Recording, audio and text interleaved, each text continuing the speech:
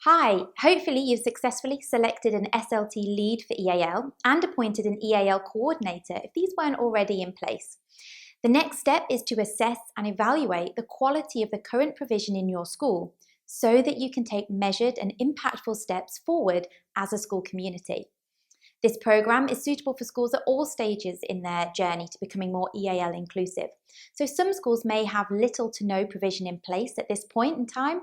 Others may have intervention lessons established or feel that in-class differentiation is their forte. Whichever stage your school is at, the purpose of completing the EAL self-evaluation form is to identify what's working well and where improvements could be made. In doing so, we'll be able to map out the incremental steps necessary for you to move forwards with a whole school approach to EAL inclusion. The EAL SEF included here is an editable PDF, which means that you can choose to complete and store the form electronically, making it easier for sharing and saving with your whole school policies and SEF. Alternatively, you can choose to print the form off and complete it by hand, so feel free to do whichever will make this most useful to you as a working document. I'm sure you've all completed a SEF before, so I'll keep this brief. There are 4 sections: leadership and management, teaching and learning, school environment and pastoral provision, and finally assessment.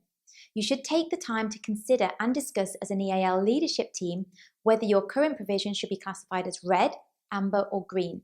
Adding an R for red would indicate there is no evidence of this item within your school. A for amber would indicate partial evidence, and G for green signifies competent and embedded evidence already in place. As you're identifying the RAG status of each item, it's a good idea to discuss and add evidence to the 3rd column.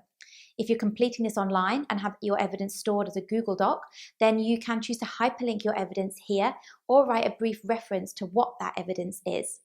Once you've completed this, spend some time discussing what the next steps might be for each of these items.